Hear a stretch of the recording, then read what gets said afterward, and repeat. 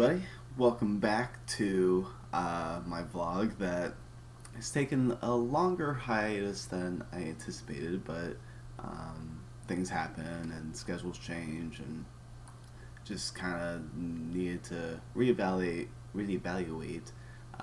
what I wanted to do with this particular series. And I'm going to attempt to do the weekly vlog. Now that my schedule is back on a regular basis, we've figured out a great schedule for Fractal Minds of making videos. We have our Wednesdays off, and so we get all recordings done for the whole week upcoming, done in the one day, and then before I go to work on the normal days, we can edit the videos and get them all ready for you. And it's been working really well for us. That's what I've been kind of concentrating on, is making sure that we get back on track of doing the daily videos and make sure those come out and kind of set some things aside. And now that I feel like we're back in a more comfortable pace, I want to get back into doing these videos.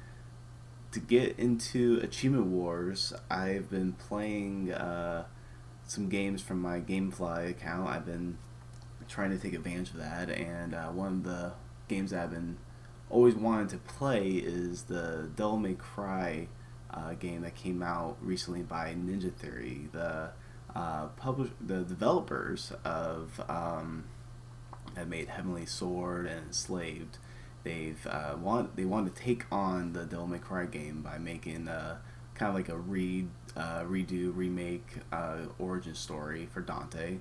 The title is even just DMC : Devil May Cry, so they're trying to reestablish the brand, and for what they tried to do with that, I don't think they succeeded. Dante was such a strong character in the previous games, and what they did with the Dante character, it just was not effective. And I actually played most of the game as a classic skin, as Dante should look like. So it kind of defeated the whole purpose of what they were kind of going for. I mean, what he acted like was kind of there, but it was more of a younger version and more smarmy, and some of it worked, but I think for the most part it didn't work. The character wasn't that strong, but the gameplay was very, very strong. I actually enjoy playing this Devil May Cry more than any other game in the series. I haven't touched the series too much beyond Devil May Cry 3, really. And even just a little bit of that. Actually, Devil May Cry 4, I played a good portion of that, but I did not really enjoy the experience too much. Like, I never understood the combo system that well compared to what I've experienced in this game, the DMC Devil May Cry. I feel like the action was smoother. I felt I had a tighter control on the what they were going for the combo system, and you had all your main attacks were basically the same. It was Y is your sword, X is shooting, A is jump. The right trigger and the left trigger, they affect the attack. So the right trigger is actually more of like a heavier attack, and then the left trigger would be a faster, lighter attack. And I actually found being able to switch between them very fluid. That was something that impressed me very well. Normally, when you're switching attacks, it can be very difficult to know when to use certain ones, and in this game, it flowed so well. So being able to experiment when to switch and doing that was very seamless, and I enjoyed that a lot. It made it a very effective game to play, and I'm glad I went through it and finished the game. And it was a good story. I see what they were going for, but overall, I wish they kind of just stuck with the original Dante character and continued that story instead of doing an origin story when Devil May Cry 3 was kind of already doing that. So I'm hoping eventually we get a Devil May Cry 5 that's just Dante being a badass Dante. Maybe finally taking his crown of the Devil King, or whatever they want to do. Who cares? But yeah, I very enjoyed the game. If you enjoy fast-paced combat games like Ninja Gaiden, or what other games are similar? Ninja Gaiden is like the biggest example. It's not as hard. This game, Devil May Cry, it's not as well. You kind of do die a lot. You can die a lot, but the biggest thing is getting your style points. They want you to experiment with doing different attacks. And you can get rated on that, so they encourage you to do that. So in that aspect, it's kind of hard because you want to try to get the highest score, and you have to always be attacking. You can't not be attacking when there's enemies there, or your points go down and you get nothing. So, but yeah, very enjoyable game. Highly recommend it. A TV show that I've been watching is the Netflix series Sense8. It's by the Wachowskis siblings, and it's a very interesting show. A lot of people have been hyping it as the best sci-fi show since Lost, and as anyone who knows me, I'm a big Lost fan, so when you say that, I'm all aboard.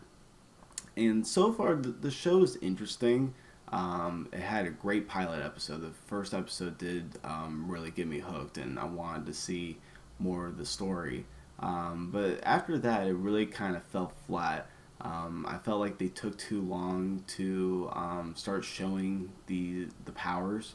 The character build, they're building the characters in those early episodes, and it kind of dragged at a certain point. I almost left the show, and but I did want to continue on, and I'm glad I did so far. I'm about halfway through the series, and it's getting interesting that speaking of Lost, Saeed's in there. Naveen Adams, I believe, is your name, and I hope that is it. But yes, he's in it. That was a nice little surprise.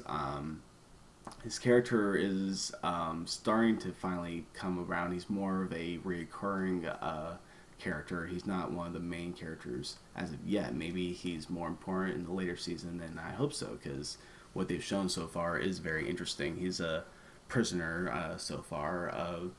And what the premise of the show is, where the mystery is you have these 8 characters that all of a sudden see flashes of a woman that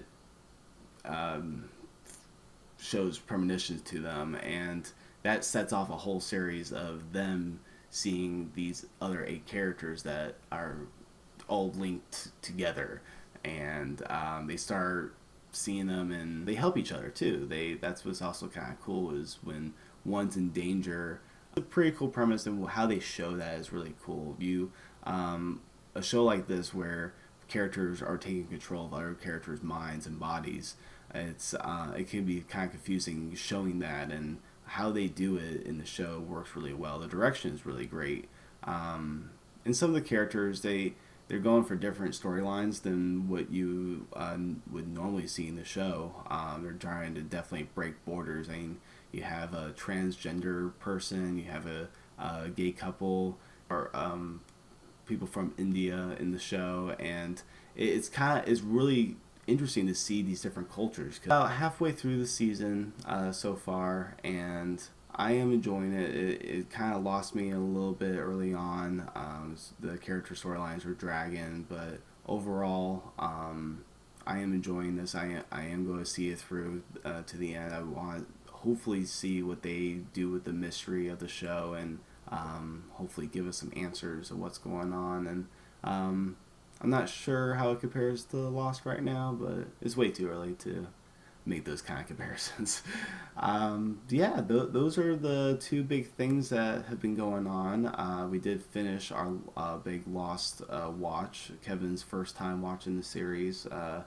It was my second time seeing the ending. I've seen the series a whole bunch, but I actually haven't seen much of the 6th season, so that was really cool being able to watch that all over again.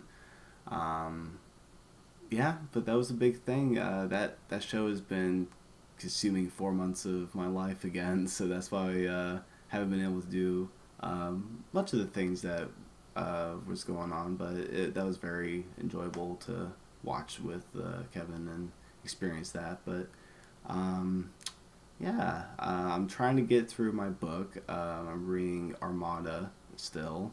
I'm a little bit slower than I was hoping for on that. It's again, kind of hard to find time to do everything, but hey, that's just life. Sometimes you can't do everything you want, right? And just gotta make sure you're doing the right things that make you happy, and that's all that matters.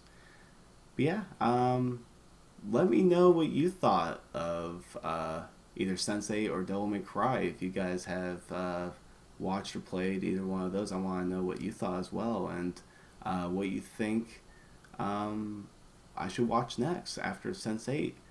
We're going to be watching the Soprano series, but I also need a show of my own to watch. Brendan, our good friend Brendan, he's been begging me to watch Mr. Robot. I unfortunately don't have cable because I'm a cord cutter, but so I don't have the ability to watch Mr. Robot in an easy fashion. But maybe we'll figure out a way to do that. But yeah, let me know what you think I should watch. But yeah, I also am really excited to be doing this again. Hopefully you'll see another video next week. But until next time.